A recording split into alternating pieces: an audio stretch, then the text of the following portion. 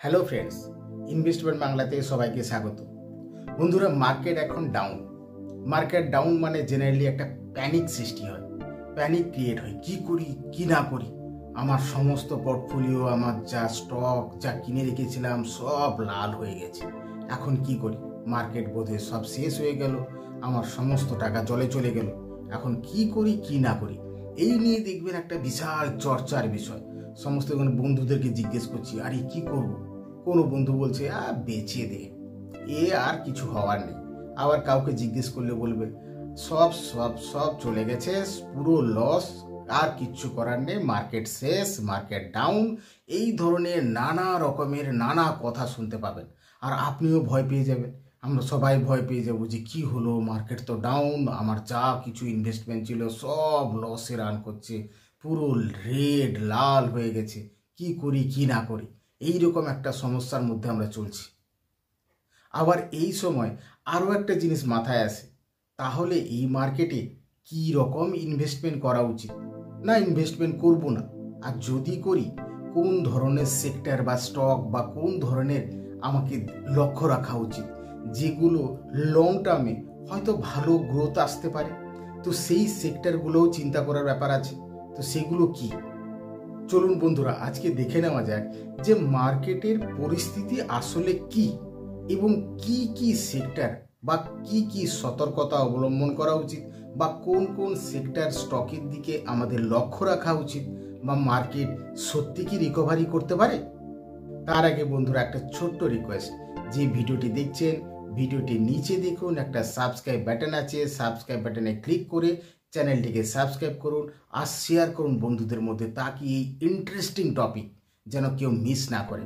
খুব দুর্দান্ত এই টপিক, কারণ এটা সবার মনের মধ্যে এই কোশ্চেন যে এখন কি করব, স্টক মার্কেট ডাউন, সমস্ত কিছু রেড হয়ে গেছে, মার্কেট ফল করে গেছে, আমার পোর্টফোলিও ডাউন, কি করা উচিত কি না করা উচিত, আর কোথায় ইনভেস্টমেন্ট করব, কি রকমের স্ট্র্যাটেজি ফলো করব, বা আমার এখন কি করা উচিত।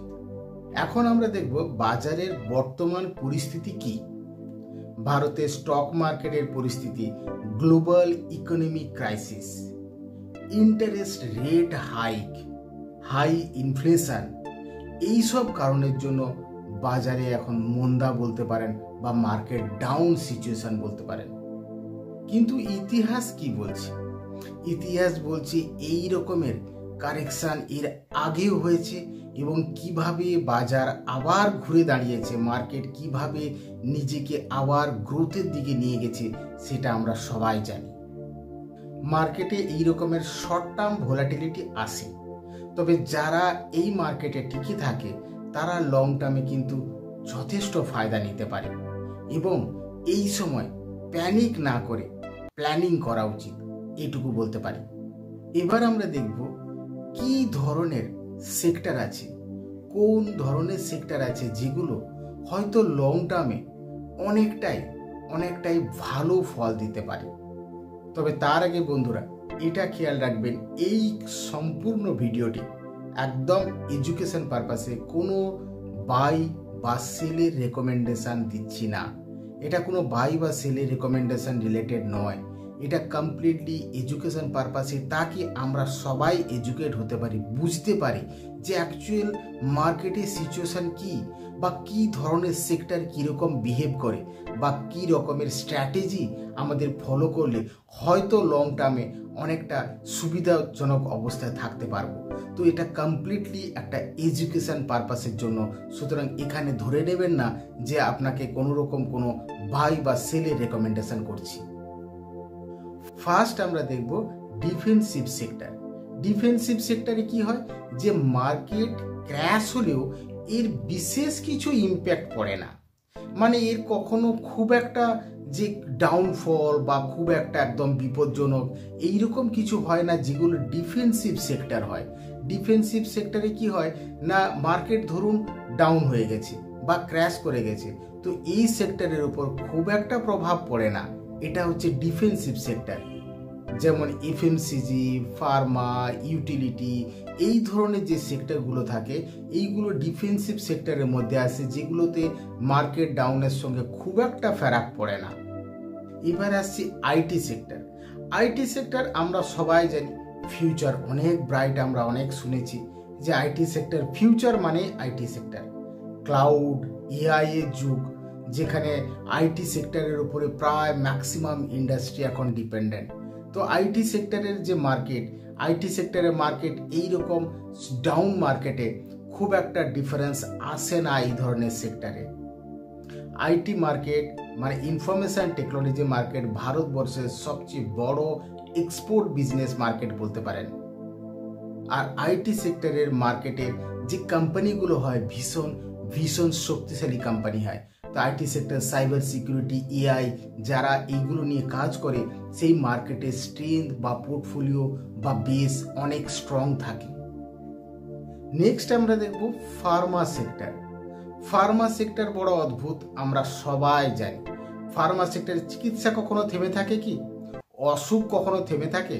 অসুখ আসে, আমাদের মেডিসিন কিনতে হয়, বিভিন্ন ধরনের ড্রাগস, অ্যান্টিবায়োটিক, ভিটামিনস, ভ্যাকসিনস, বিভিন্ন রকমের এইগুলো আমাদের নিত্য প্রয়োজনীয়, মানে এইগুলোর ডিমান্ড কখনো কমে না।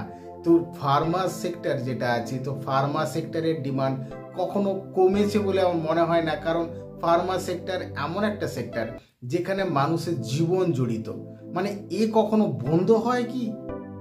আর তার উপরে ভারতবর্ষের মতো হাই পপুলেশন কান্ট্রিতে ফার্মা সেক্টরের ডিমান্ড সবসময়ের জন্যই থাকে, মানে একে ছাড়া চলে না কখনো। এরপরে আসছি এফএমসিজি সেক্টর। এফএমসিজি সেক্টরে ধরুন সাবান, তেল, shampoo, personal care, beverage, foods, এইগুলো ছাড়া কখনো চলে? এইগুলো ছাড়া তো আমরা বাঁচতেই পারি না। তো সুতরাং এইগুলোর ডিমান্ড সবসময়ের জন্যই থাকে। তো এফএমসিজি সেক্টরের যে মার্কেট ক্র্যাশ হোক, ডাউন হোক, আপ হোক, এর ডিমান্ড সবসময়ের জন্য সমান থাকে। কারণ আপনারা দেখবেন আমরা বাড়িতে সবাই বাড়ি চালানোর জন্য যা কিছু এফএমসিজি প্রোডাক্ট আমরা নিয়ে আসি, সেগুলো কি কখনো বন্ধ থাকে? আপনি নিত্য প্রয়োজনীয় যা কিছু জিনিস আছে সবই আমাদের অ্যাজ ইউজুয়াল চলতে থাকে, মার্কেট আপ হোক বা ডাউন হোক। Lastly banking and financial sector. Banking and financial সেক্টরে কি হয়, সবচেয়ে বড় মার্কেট লিডার বলা যেতে পারে। ব্যাংকিং ফিনান্সিয়াল সেক্টর যদি ঘুরে দাঁড়ায়, ইকোনমিকও ঘুরে দাঁড়াবে। দেখবেন মার্কেটও ঘুরে দাঁড়াবে, ব্যাংকিং এবং ফিনান্সিয়াল সেক্টর যদি ঘুরে দাঁড়ায়, এরা হচ্ছে মার্কেটের লিডার বলা যেতে পারে। এই যে ডিফেন্সিভ সেক্টরে এক্সাম্পল দিচ্ছি, এটা কমপ্লিটলি ট্রেনিং এবং এডুকেশন পারপাসের জন্য কোনো রকম কোনো রেকমেন্ডেশন নয়, কোনো রকম কোনো ধরে নেবেন না বাই বা সেল, এই ধরনের কোনো আপনাদের রেকমেন্ডেশন করছি। ডিফেন্সিভ সেক্টরে কি হয়, ডিফেন্সিভ সেক্টরে মার্কেট যদি ডাউনও হয় বা আপ হয়, মার্কেট যেরকম পরিস্থিতি থাকুক, এই ডিফেন্সিভ সেক্টর বড় অদ্ভুত বিহেভ করে। এর ডিমান্ড সবসময়ের জন্য অলমোস্ট সেম থাকে, আর এর চাহিদা বা এর ডিমান্ড কখনো কমে না। আর ডিফেন্সিভ সেক্টরের সবচেয়ে বড় গুরুত্বপূর্ণ ব্যাপার, যেখানে মার্কেটের সঙ্গে এর খুব একটা, মার্কেট যদি ডাউনও হয়, এর খুব একটা ইম্প্যাক্ট আসে না এর উপরে। তার জন্য দেখবেন পোর্টফোলিওতে জেনারেলি যখন আমরা পোর্টফোলিও বানাই, পোর্টফোলিওতে জেনারেলি আমরা ডিফেন্সিভ সেক্টরকে একটু বেশি গুরুত্ব দিই, কারণ পোর্টফোলিওতে দেখবেন ডাইভার্সিফাই করতে লাগে। তো পোর্টফোলিও বিভিন্ন সেক্টর অ্যালোকেশন, বিভিন্ন ক্যাটাগরি ওয়াইজ বিভিন্ন ধরনের ডাইভার্সিফাই করতে হয় পোর্টফোলিওকে, তাকি আমার যা ইনভেস্টমেন্ট বা স্টক একটা ব্যালেন্সিং ওয়েতে লং টার্মের জন্য চলতে থাকে। তো সেখানে আমরা ডিফেন্সিভ সেক্টরকে একটু বেশি প্রাধান্য দিয়ে থাকি এই কারণের জন্য, কারণ মার্কেট যেমনই হোক, মার্কেট দেখুন শর্ট টার্মে ভলাটিলিটি আসতে পারে, তার জন্য লং টার্মে এই ডিফেন্সিভ সেক্টর অনেকটা গুরুত্বপূর্ণ ভূমিকা পালন করে। সুতরাং ডাউন মার্কেট মানেই প্যানিক হওয়ার মতো কিছু নেই। প্যানিক কেন করবেন? প্ল্যানিং করতে হয়, এইটুকু বলতে পারি যে ডাউন মার্কেট মানে প্ল্যানিং, নট প্যানিক।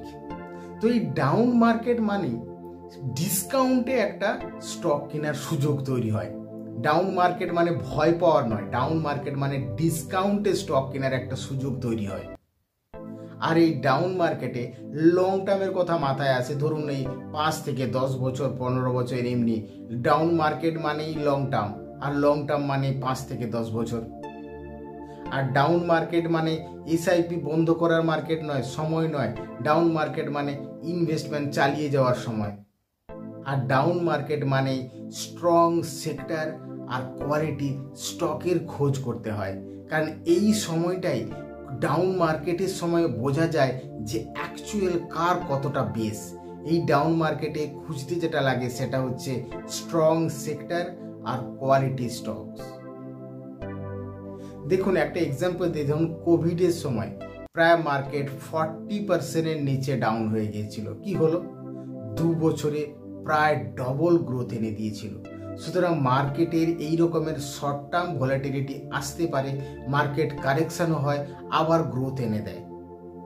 আশা করি আপনাদের এই ভিডিওটি ভালো লেগেছে। তো প্লিজ যদি ভালো লেগে থাকে, দেখুন ভিডিওটির নিচে সাবস্ক্রাইব বাটন আছে, সাবস্ক্রাইব বাটনে ক্লিক করে চ্যানেলটিকে সাবস্ক্রাইব করুন, ভিডিওটিকে লাইক করুন এবং বন্ধুদের মধ্যে শেয়ার করুন। আবার দেখা হবে পরের ভিডিওতে এইরকম ইন্টারেস্টিং টপিকের সঙ্গে। Bye bye.